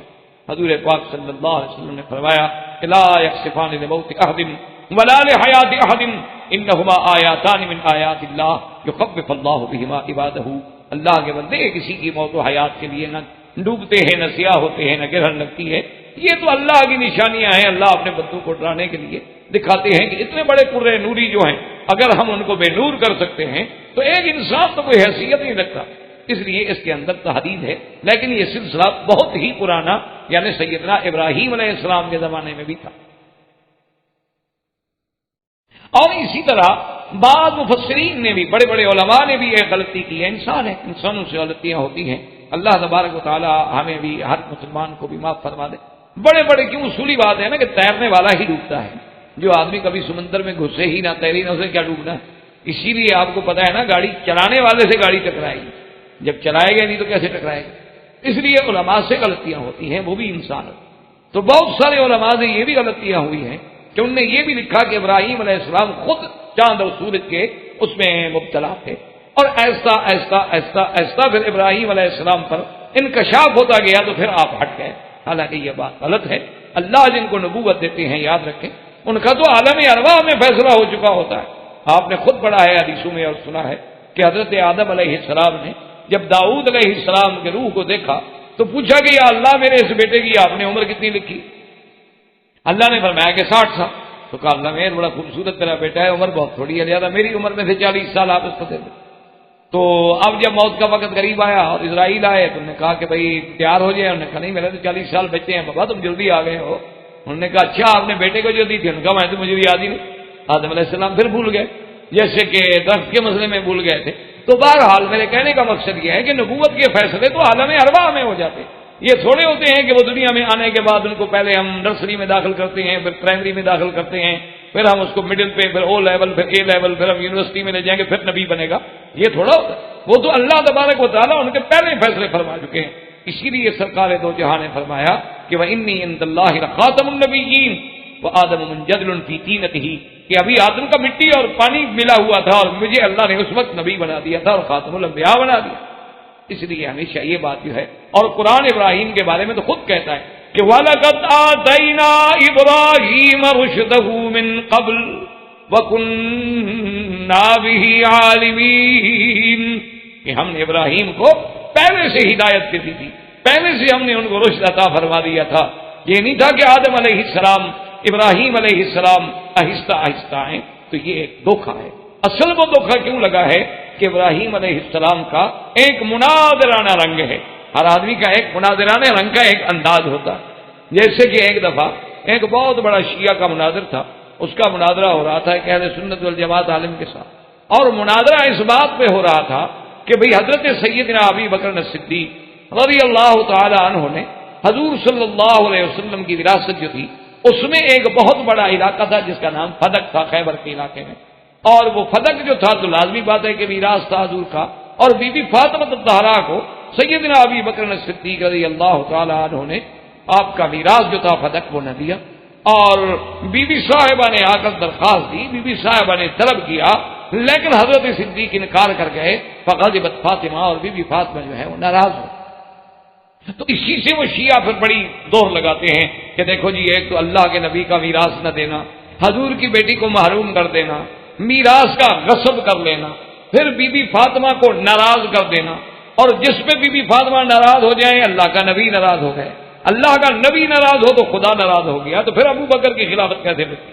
یعنی پھر وہ اس کو اپنا رنگ لیتے ہیں نا، سغرا کبرا تو پھر خود بناتے ہیں نا، پھر بات تو خود بنانی ہوتی ہے نا۔ تو وہ جو مناظر تھے عالم اہل سنت کے، وہ جب مناظرہ کر رہے تو اسی پہ شیعہ بڑا زور دے رہا تھا، تو انہوں نے بڑے پیار سے پوچھا کہ اچھا میرے بھائی، کمال ہے، سیدہ فاطمہ الزہرا نے درخواست دی اور باقاعدہ معروض پیش کیا اور ابو بکر نے انکار کر دی۔ انہوں نے کہا ہاں جناب، یہی تو کتابوں میں لکھا ہوا ہے نا کہ فطلبت فاطمہ، بی بی فاطمہ نے مانگا، بی بی فاطمہ نے درخواست دی، تو اسی پہ انہوں نے بڑا زور دیا، اچھا یہ تمہاری کتابوں میں بھی ہے؟ ہاں یہ ہماری کتابوں میں ہے، سنی کی کتابوں میں بھی ہے۔ اچھا بھائی کون سی کتاب ہے؟ جب اس پہ وہ بالکل پکا ہو گیا تو وہ تو خوش ہو گیا شیعہ مناظر کے بھی، اہل سنت کا مناظر تو بالکل خود ہار رہا ہے، وہ تو خود مجھ سے وہی بات کہلوا رہا ہے جو میں کہنا چاہتا ہوں۔ جب بالکل پکا ہو گیا تو انہوں نے فرمایا کہ حضرت ایک بات کا جواب دے دیں کہ بی بی فاطمہ الزہرا ابو بکر سے کیوں مانگنے آئی تھی فدق؟ اگر ابو بکر خلیفہ نہیں تھا تو درخواست دینے کا کیا مطلب؟ درخواست تو کورٹ میں دی جاتی ہے نا، جس کے پاس کوئی اقتدار ہو۔ تو ابھی بھی فاطمہ نے خلیفہ مانا تو درخواست دیا، تو کہو درخواست دی نہیں۔ اگر آپ کہتے ہیں کہ درخواست دی ہے تو پھر خلیفہ مانا ہے، جب خلیفہ مان لیا تو آگے فیصلہ کریں گے نا کہ خلیفے کا فیصلہ درست تھا یا غلط تھا، یہ فیصلہ الگ ہے۔ پہلے یہ بات تو مانو نا کہ بی بی صاحبہ نے درخواست دی تو خلیفہ سمجھ کے دی یا سمجھ کے نہیں؟ اب شیعہ کو پتا ہوگا کہ یہ تو الٹا مجھے پھنسا رہا تھا، مولوی صاحب میں تو خوش ہو رہا تھا کہ میری بات کرنا، وہ تو میں تو الجھا ہے پاؤں یار کا خود زلف دراز میں، وہ تو خود پھنس گیا تھا، اب نہ آگے نکل سکے نہ پیچھے، کیسے کہہ کے درخواست دی تھی بھی دی ہے تو وہ خلیفہ ہیں۔ انہوں نے کہا یار تمہارے ملک کے پرائم منسٹر، تمہارے ملک کے صدر جو ہیں وہ چاہیں تو کسی کو جگیریں دے دیں، چاہیں تو کسی کو پلاٹ الاٹ کر دیں، چاہے تو کسی کی جائیدادیں ضبط کر دیں، نبی کے خلیفہ کو یار 4 کھجوریں روکنے کا حق بھی نہیں تھا، کل کی بات کرو۔ بہرحال درخواست تو دی تھی نا اس نے، تو اس لیے اصل بات قرآن یہ کہتا ہے کہ ابراہیم علیہ السلام نے بھی اپنی قوم سے ایک اسی انداز میں مناظرہ کیا کہ وہ سورج کے پجاری تھے۔ فلما جن علیہ اللیل رأى کوكبا قال هذا ربی فلما افل قال لا احب الآفلین، کہ جب رات ہوئی اور تارے نکلے تو ابراہیم علیہ السلام نے اپنے قوم کو ساتھ بٹھایا اور تارے دکھائے جو سب سے زیادہ چمک والے تارا، اچھا یہ رب ہے؟ میں نے کہا ہاں جی سبحان اللہ، یہی تو ہے سارا کچھ، اسی کے تو ہاتھ میں ہے سارا کچھ۔ تھوڑی دیر گزر گئی تو جب جناب رات ڈھلتی گئی تارے چھپتے گئے، غائب ہوتے گئے، جب غائب ہونے کا خدا کدھر گیا؟ خدا ڈوب گیا؟ انہوں نے کہا جی ہاں ڈوب تو جاتا ہے۔ انہوں نے کہا یار ڈوب جاتا ہے تو خدا کیسے ہو سکتا ہے؟ کیونکہ ہمیں کام پڑے وہ ڈوبا ہوا ہو۔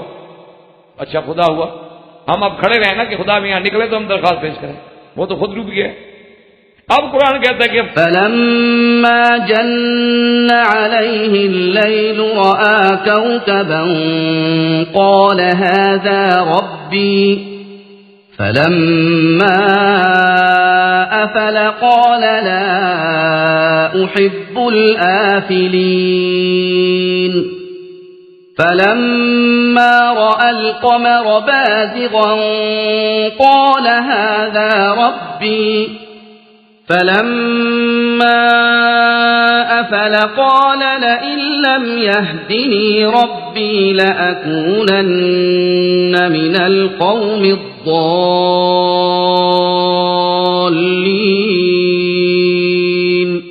اب رات ہوئی چاند، تو حضرت ابراہیم علیہ السلام نے فرمایا اچھا یہ رب نے کہا جی یہ رب ہے، یہ تو بالکل پکا رب ہے، دیکھا ساری دنیا کو روشنی دے رہا۔ اب جب چھپ گیا فرمایا کہاں گیا وہ رب؟ اگر مجھے میرا رب ہدایت نہ دیتا تو میں بھی تمہاری طرح اس کو رب سمجھتا۔ فلما رأى الشمس بازغة قال هذا ربي هذا أكبر فلما أفلت قال يا قوم إني بريء مما تشركون۔ اب جناب جب دن ہوا اور سورج نکلا، سورج پوری آب و تاب کے ساتھ جب نکلا اور آپ نے دیکھا فرمایا اچھا مانا یہ ہے کہ یہ تو پھر سب سے بڑا خدا ہوا نا، تارے سے بھی، زہرہ سے بھی، چاند سے بھی۔ انہوں نے کہا ہاں تو اب جب اب شام ہونے لگی تو حضرت سورج صاحب بھی ڈوبنے لگ گئے، پیلے ہو گئے، رنگ بگڑ گیا، اب غروب ہو رہا ہے۔ جب گیا تو انہوں نے فرمایا کہ کیا کہہ رہے ہیں یہ ہے تمہارے خدا؟ انی بریء مما تشرکون، خبردار میں تم سے اور تمہارے شرک سے بری۔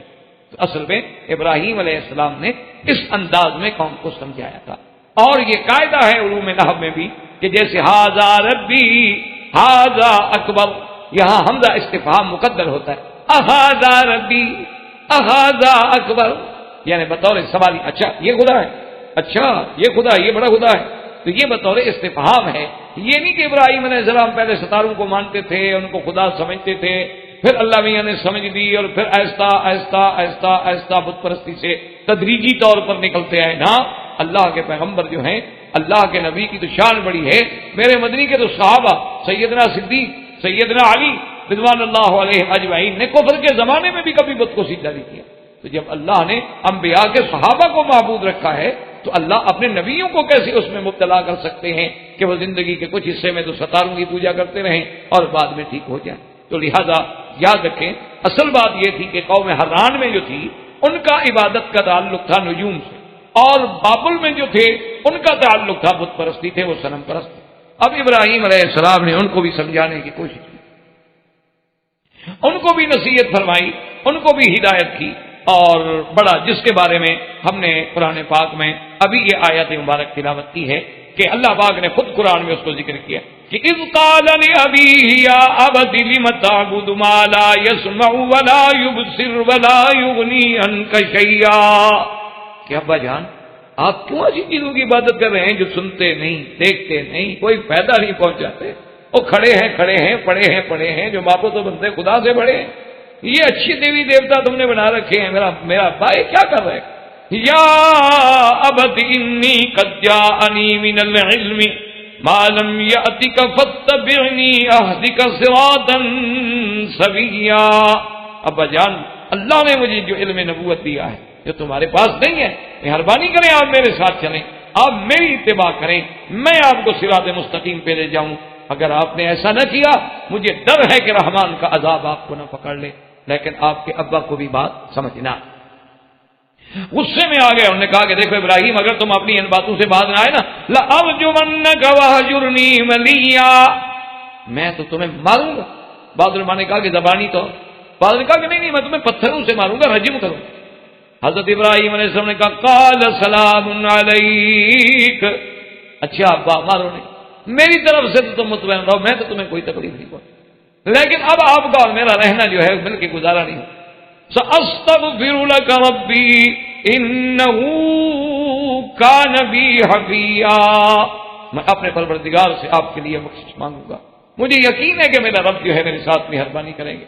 وَأَعْتَزِلُكُمْ وَمَا تَدْعُونَ مِن دُونِ اللَّهِ وَأَدْعُو رَبِّي عَسَىٰ أَلَّا أَكُونَ بِدُعَاءِ رَبِّي شَقِيًّا، میں تمہیں بھی اور تمہارے ان بتوں کو بھی چھوڑ۔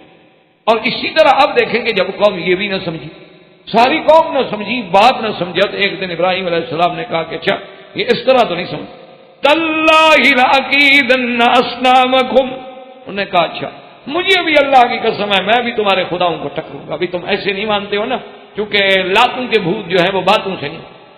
تو ابراہیم علیہ السلام نے بھی دل میں ایک فیصلہ کر لیا کہ ان کو مسئلہ بھی سمجھانا ہے، اور اب جب یہ بات سے نہیں سمجھتے تو پھر ڈنڈے سے سمجھاؤ، کیا کریں؟ جو آدمی کتاب سے نہ سمجھے اس کا علاج پھر ڈنڈا ہی ہوتا ہے۔ تو حضرت ابراہیم علیہ السلام نے دل میں فیصلہ کر لیا، اور ایک عید ہوتی تھی ان کی، وہ عید مناتے تھے، عید پہ جاتے تھے، باہر نکل کے بڑے میلے چلے رکھتے تھے۔ ابراہیم علیہ السلام کے پاس بھی آ گیا کہ جناب چلیں عید ہے ہماری، تو آپ نے یوں نظر ڈالی، کیونکہ وہ بت پرست بھی تھے، ان میں سورج پرست اور ستارے پرست بھی تھے۔ فَنَظَرَ نَظْرَةً بِالنُّجُومِ فَقَالَ إِنِّي سَقِيمٌ، اس نے جب نظر نے کہا جی میں تو نہیں جا سکتا، میں تو بیمار۔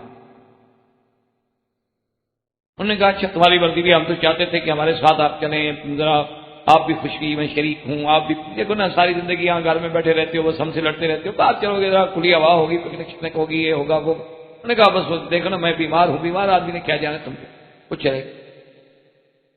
اب اللہ کا قرآن خود اس واقعے کو بیان فرماتا ہے کہ جب تسلی ہو گئی کہ سارے تو عید پہ چلے گئے، فراغ الی آلہتہم، اب خفیہ طریقے سے ابراہیم علیہ السلام ان کے مندر میں، وہ جو بڑا مندر تھا نا، اندر آئے تو دیکھا کہ بڑا عجیب منظر ہے، عظیم مندر ہے، اور دیوی دیوتا بڑے چھوٹے درمیانے، کوئی 4 سر والا، کوئی 2 سر والا، کوئی 4 ٹانگوں والا، کوئی 8 ٹانگوں والا، کوئی 2 ہاتھوں والا، اور جناب آگے مٹھائیاں اور کھانے اور حلوے اور بڑی بڑی عجیب نعمتیں اللہ کی سب لگے ہوئے ہیں، چنے ہوئے ہیں، اور وہ دیوی دیوتا کھڑے۔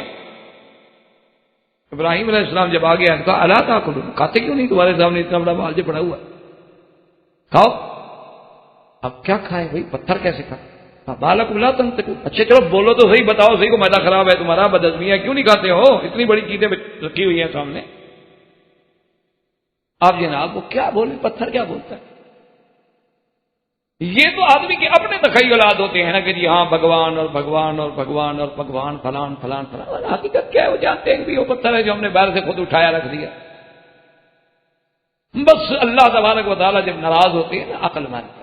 یہ محرم کے دن ہے نا، آپ ہندوستان میں، پاکستان میں، بنگلہ دیش میں جا کے دیکھیں او کیسے ماتم ہو رہے ہیں، اور کیسے جناب انگاروں پہ چل رہے ہیں، آگ پہ چل کے ماتم کر رہے ہیں، حسین بازی ہو رہا ہے، بندہ دیکھا۔ اچھا اس کے علاوہ پھر آپ دیکھیں جناب حسین، حضرت امام حسین کا روزہ اٹھائے ہوئے، اور پھر کیا ہے جناب گھوڑا نکالا ہوا، یہ کیا ہے جی؟ یہ کہتے ہیں دلدل شریف، اس پہ کپڑے ڈالے ہوئے ہیں، اور پھر اس پہ رنگ ڈالا ہوا ہے، اس پہ تیروں کے نشان ہیں، وہ منظر کشی ڈرامہ ہو رہا ہے کہ حضرت حسین جس گھوڑے پہ تھے اور گھوڑے کو تیر لگے اور گھوڑا کیسے بھاگا وہاں سے۔ وہ بدبختو، اگر جو گھوڑا حسین کو گرا کے کربلا میں بھاگ کے تمہارے پاس آ گیا، اس کو مارو گے، اس کو چومو؟ جو حضرت حسین کے گرانے کا باعث بنا، آپ کو مروانے کا ایسا بے وفا گھوڑا کہ مسائی کو شہید کرا کے تمہارے پاس پہنچ گیا۔ اچھا پھر ہر شہر میں نیا گھوڑا ہے، تو حضرت حسین والا کون سا ہے؟ اور پھر تاریخ اٹھا کے دیکھیں کہ حضرت حسین کا سفر ہی اونٹوں پہ ہے، گھوڑے پہ ہے ہی نہیں، اب اس کا کیا علاج ہے کون؟ اچھا پھر عورتیں کھڑی ہیں اسی گھوڑے کو، وہ کل تک ٹانگے میں تھا، آج ہاتھ لگا کے چوم رہی ہیں، مانگ رہی ہیں میرا بچہ نہیں ہوتا، گھوڑا صحیح بچہ ہے، اس کا کیا علاج ہے جی آپ بتائیں؟ ہم کہتے ہیں ہندو تو پاگل ہے، چلو اس کو چھوڑو، مسلمانوں کا کیا ہے؟ مسلمان کیا کرتا ہے؟ کلمہ پڑھنے والا نبی کا وہ کیا کر رہا ہے؟ ہندو کو چھوڑ دیں، چلو ہندو ٹھیک ہے جی وہ تو کافر ہے، بات ختم ہو گئی کہ وہ کافر ہیں اور بتوں کے پجاری ہیں، اور گنگا جمنا دیوی دیوتا ان کے نزدیک تو سانپ بھی مقدس ہے، ان کے نزدیک تو بچھو اگر بڑا ہو جائے وہ بھی مقدس ہے، ان کے نزدیک تو لنگم بھی مقدس ہے، ان کے نزدیک تو مرد و عورت کی اعضائے تناسلیہ بھی قابل عبادت ہے، ان کو تو بات چھوڑ دیں۔ سوال یہ ہے کہ ہم کیا کر رہے ہیں؟ ہم کلمہ پڑھنے والی امت کیا کر رہے ہیں؟ اچھا پھر گھوڑے کے نیچے سے باقاعدہ عورتوں کو گزارتے ہیں، جس کو بچہ پیدا نہ ہوتا اس کو نیچے سے گزارو بچہ ہو جائے، انا للہ و انا الیہ راجعون۔ تو اس لیے ابراہیم علیہ السلام جب آئے تو انہوں نے فرمایا کہ ما لکم لا تنطقون، کیوں نہیں بولتے ہو؟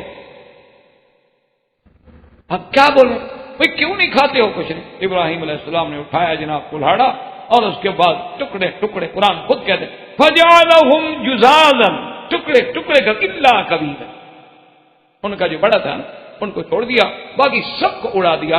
اور ایک روایت میں ہے کہ بڑے کا بھی ایک بازو کاٹ دیا اور دوسرے بازو پہ یوں کلہاڑا اڑا کے رکھ کے حضرت آ گئے۔ اب جناب ابراہیم علیہ السلام جب اس سے نکل آئے اور قوم میلے شیلے کر کے خوشیاں منا کے عیدیں کھا کے واپس آئی کہ چلو جی اپنے مندروں میں جائیں اور اپنے خداؤں کا جا کے سجدہ کریں، شکر ادا کریں، بھی عید خیریت سے گزر گئی، ہماری خوشی خیریت سے ہو گئی، ہم خیریت کے ساتھ اپنے گھر میں واپس آ گئے۔ اب جناب جب مندر میں گئے آگے جائیں تو خدا کا تو یہ حال ہے، کسی کی گردن نہیں، کسی کی آنکھ نہیں، کسی کی ٹانگ نہیں، کسی کی دونوں ٹانگیں نہیں ہیں، ٹوٹے ٹوٹے ہوا پڑا ہے۔ انہوں نے کہا یہ تو غضب ہو گیا۔ اب جناب بیٹھی ہے مخلوق رو رہی ہے جی خدا ٹوٹ گیا، مخلوق خدا کو رو رہی ہے نا۔ آپ اس پہ ہنسیں گے لیکن آپ بھی تو اپنے لوگوں سے پوچھیں نا کہ جن کو ہم خود دفن کرتے ہیں پھر ان کو حاجت روا جو ہم مان رہے ہیں، تو ہمارا ان کا کیا فرق ہے آپ کا؟ ہم نے بھی تو خود مزاریں بنائی ہیں نا، ہم نے بھی تو قبروں پہ خود روضے بنائے ہیں، ہم نے بھی تو خود گنبد بنائے ہیں، ہم نے تو ان پہ خود دروازے لگائے ہیں، ہم نے بھی تو خود غلاف ڈالے ہیں، اور ہمیں یہ بھی یقین ہے کہ حضرت وفات ہو گئی، جنازہ ہوا، دفن ہوئے، لیکن ہم کہتے ہیں مشکل کشا ہماری مشکل حل کرو۔ تو ان میں اور ہم میں فرق کیا ہے؟ صرف فرق اتنا ہے کہ وہ بت تھے، وہ بھی بت نہیں تھے، وہ بھی کسی کی تصویریں تھیں، وہ بھی کسی کی تمثیلیں تھیں۔ تو خیر جناب جب دیکھا تو انہوں نے کہا کہ ایسا کیسے ہو سکتا ہے، کون کر سکتا ہے؟ قالوا سمعنا فتى يذكرهم يقال له ابراہیم قالوا فأتوا به على أعين الناس لعلهم يشهدون۔ کہنے لگے معلوم یہ ہوتا ہے کہ وہ نوجوان جس کا نام ابراہیم ہے یہ اسی کی دہشت گردی ہے۔ آج بھی کوئی خدا کا نام لے تو وہی دہشت گرد ہے، داڑھی والا۔ آپ ایمان سے کیا مجال ہے بغیر داڑھی والے کو کوئی ہاتھ لگا، سوٹ پہننے والے کو مجال ہے کوئی ہاتھ لگا؟ وہ جانتے ہیں یہ ہماری طرح عورتیں ہیں، مرد تھوڑے ہیں، لیکن جس کی داڑھی دیکھیں گے اسی کو مرد سمجھیں گے۔ ہاں یہ کون ہے، کہاں سے آیا ہے، نام کیا ہے اس کا، پاسپورٹ الٹو پلٹو، اندر باہر سے دیکھو اندر کوئی بلا تو نہیں ہے۔ تو اس لیے اب وہ بھی کہتے ہیں کہ وہ نوجوان جو ابراہیم جس کا نام ہے نا، سنا ہے وہی ہمارے خداؤں کی بارے میں کہتا تھا کہ اسی نے سنا ہے، قسم بھی کھائی تھی کہ میں تمہارے خداؤں کو ٹکروں گا۔ معلوم ہوتا ہے کہ اسی کا کام ایسا کرو اس کو پکڑ کے لے آؤ، سب لوگوں کے سامنے پوچھتے ہیں تاکہ کوئی گواہی بنے، شہادت بنے، اسے بدلہ لیں۔ اب جناب سارے کے سارے بھاگ رہے ہیں ایک آدمی کو پکڑنے کے لیے، پورا کفر کا حصہ۔ آپ بھی آج دیکھ لیں کہ جس کے اندر ایمان ہے، جس کے اندر قرآن ہے، جس کے اندر اسلام ہے، پورا کفر کرتا ہے۔ حالانکہ یہ بھی جانتا ہے کہ کیا ہے ان کے پلے میں کچھ نہیں، آپ کو روٹی کی نہیں ہوتی، کھانے کو روٹی نہیں ملتی ان بیچاروں کو، یہ تو خود بیچارے روٹیاں تقسیم کر کے مانگ مانگ کے کھاتے ہیں مسجدوں میں، مدرسوں میں، لیکن کہتے ہیں نہیں یہ دین کے مدرسے جو ہیں یہ بڑے خطرناک، یہ سب سے بڑے ہیں۔ انا للہ و انا الیہ راجعون۔ اصل کچھ نہیں، اصل اسلام ڈراتا ہے۔ تو جن لوگوں میں ایمان و اسلام زیادہ ہے اس سے زیادہ ڈر ہے، جن میں کم ہے اس سے کم ڈر ہے، جن میں اور کم ہے اس سے اور کم ڈر ہے، سیدھی سی بات ہے۔ تو ابراہیم علیہ السلام کے پاس ساری قوم اکٹھی ہو کے آگے اکٹھی ہو گئی جناب۔ قالوا من فعل، اس کے بعد آ کیا لگے، قالوا انت فعلت هذا بآلهتنا یا ابراہیم، کہنے لگے ابراہیم علیہ السلام تم نے کیا ہمارے خداؤں کے ساتھ یہ شر؟ اب دیکھیں یہ ہے ایمان کی ساری دنیا مخالف ہے، باپ مخالف ہے، بیٹا گھر والے مخالف ہیں، ماں مخالف ہے، وقت کا بادشاہ مخالف ہے، اکیلا ابراہیم ہے، جوانی کا عالم ہے، اور بعض کتابوں میں آتا ہے آپ کی عمر بھی 16 سال تھی، 16 سال کی صرف عمر، یعنی عین شباب ہے۔ تو بڑے آرام سے کہتے قال بل فعلہ کبیرہم ھذا فاسألوہم ان کانوا ینطقون۔ آپ نے فرمایا ظالمو میں نہیں، ان کے بڑے نے، ان کا جو بڑا ہے نا اسی نے کیا ہے، میری بات نہیں مانتے، پوچھ لو ان سے جا کے۔ اور جن کو چوٹ لگی ہے وہ اتنے پاگل ہیں، بتاتے نہیں کیسے ڈنڈا مارا ہے ہمیں، جا کے پوچھو، فسالو پوچھو ان سے۔ فرے جاؤ اعلان قسم، اب جناب ساری چیز ڈال کے غور کرنے لگے، یار ہم بھی بڑے بیوقوف ہیں، ان سے پوچھ کے ہی آتے، ہم ابراہیم کو پکڑنے تو دوڑ پڑے، لیکن اپنے خداؤں کو تو ہم نے واقعی پوچھا ہی نہیں کہ تمہیں مارا کس نے۔ یہ واقعی ہم سے بڑی غلطی ہوئی، ہم نے ظلم کیا یار، پہلے ہمیں مدعی سے تو پوچھنا چاہیے نا، جو زخمی ہے، مجروح ہے، مار کھا کے پڑا ہوا ہے بیچارہ، FIR تو اسی کی طرف سے کاٹی جائے گی نا، اس سے تو ہم پوچھیں گے تمہیں کس نے مارا۔ نے کہا ہاں یہ بات واقعی ہم نے غلطی کی۔ جب چلنے لگے اس نے کہا بے وقوف پاگل آدمی کدھر جا رہے ہیں؟ نے کہا پوچھنے جا رہے ہیں کہ تمہیں مارا کس نے؟ کہا پاگلوں بولتے ہیں، پوچھنے جو جا رہے ہیں وہ بولتے ہیں۔ نے کہا ہاں یہ بات بھی ٹھیک ہے بولتے تھے، یہ بات بھی آپ ٹھیک کہتی ہیں کہ بولتے تھے۔ تو نے کہا اب کیا؟ انہوں نے کہا ہاں دیکھو یہ ساری ابراہیم علیہ السلام کی چلا، ایک تو ہمارے خداؤں کو مار دیا اور پھر ہمیں بے وقوف بنا کے کہتا ہے ان سے پوچھو، بھلا وہ بولتے ہیں، وہ تو بولتے ہی نہیں، پوچھیں کیسے ہم؟ دیکھو ہمیں بے وقوف بھی بناتا ہے، ہمارے خداؤں کو بھی مارتا ہے اور ہمیں بے وقوف بھی بناتا ہے۔ اور ابراہیم علیہ السلام نے تو یہ سارا مجمع اسی لیے تو لگایا تھا کہ آج مجھے اللہ کی توحید پیش کرنے کا موقع ملا، اسی لیے تو انہوں نے یہ بات قبول کی تھی کہ کسی طرح یہ ظالم کٹھے تو ہوں، میری بات تو سنیں۔ اب جناب جب سب کٹھے ہو گئے تو انہوں نے کہا کہ ابراہیم علیہ السلام ہم ان سے کیسے پوچھیں، یہ تو بولتے نہیں ہیں، چلتے نہیں ہیں، اٹھتے نہیں ہیں، یہ کیسے بتا سکتے؟ سیدنا ابراہیم جلال میں فرمایا اف لکم ولما تعبدون من دون اللہ افلا تعقلون۔ فرمایا ہے تم پر، اف ہے تم پہ، تف ہے تم پہ اور تمہارے ان خداؤں پہ، وہ ظالموں جو یہ نہیں بتا سکتے کہ مجھے کس نے مارا ہے، تمہارے وہ خدا کیسے بن سکتے، وہ تمہاری آگے سفارشی کیسے بن سکتے ہیں، وہ تمہارے حاجت روا کیسے بن سکتے ہیں؟ تو معلوم ہوتا ہے تم عقل سے فارغ ہو۔ اب ناکام ہو گئے، کیا مقابلہ کریں؟ اس کے بعد بادشاہ کو جا کے شکایت کی، کابینہ بیٹھ گئی، ایسے معاملات میں اللہ والوں کے خلاف پوری کیبنٹ بیٹھی ہے۔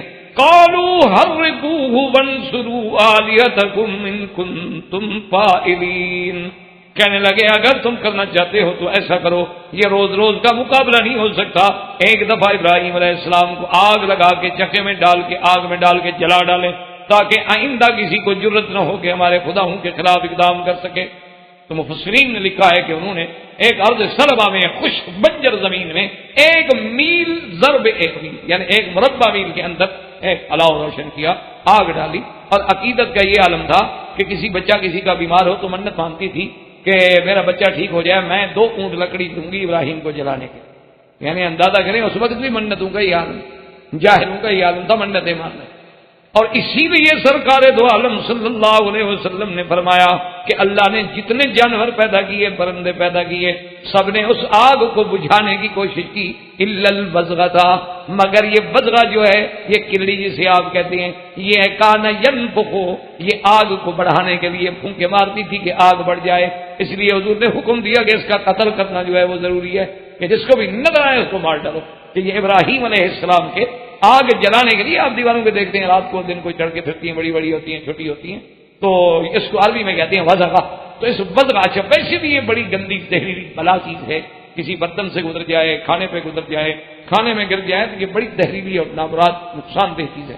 تو یہ وہ جانور ہے تمام جانوروں سے کہ جس نے سیدنا ابراہیم علیہ السلام کے خلاف آگ کو بھڑکانے کی کوشش کی، باقی سب نے بجھانے کی کوشش۔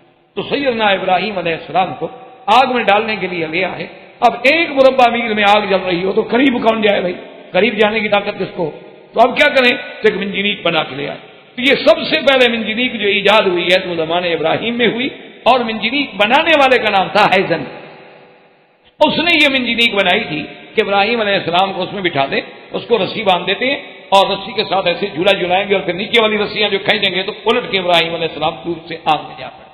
تو ابراہیم علیہ السلام کو اس منجنیق میں بٹھایا گیا اور آپ کا لباس اتارا گیا، آپ کو بغیر کپڑوں کے، اسی لیے سرکار تو جہاں محبوب دو عالم نے فرمایا کہ قیامت والے دن سب سے پہلے اللہ تبارک و تعالی میرے ابا ابراہیم علیہ السلام کو حلہ پہنائیں گے جنت کا۔ صحابہ نے پوچھا کہ یا رسول اللہ اس کی کیا وجہ ہے؟ فرمایا کہ اللہ کی توحید کے لیے سب سے پہلے کپڑے میرے ابا کے اتارے گئے، اس لیے اللہ بدلہ دیں گے قیامت والے دن کہ ساری دنیا کھڑی رہے لیکن پہلے لباس ابراہیم کو پہنایا جائے۔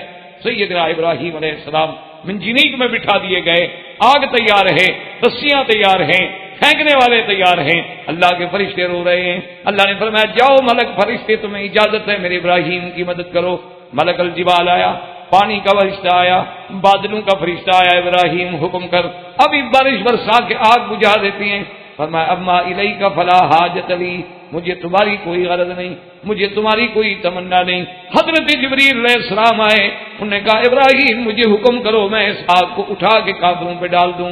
فرمایا اما الیک فلا، تیری بھی مجھے کوئی حاجت نہیں۔ اس نے کہا ابراہیم اتنا تو کرو، اپنے خدا سے تو مانگو، تم تو چپ کر کے بیٹھے ہوئے ہو۔ ابراہیم علیہ السلام نے کہا جبرائیل مجھے ایک بات بتاؤ، کیا یہ سب کچھ جو ہو رہا ہے میرے مولا کے علم میں ہے یا علم میں نہیں ہے؟ جبریل نے کہا کہ سب اللہ کے علم میں ہے۔ فرمایا جب وہ جانتے ہیں تو پھر مانگنے کا کیا فائدہ ہے؟ اگر وہ ہمارے جلانے پہ راضی ہے تو خلیل بھی جلنے پہ راضی ہے۔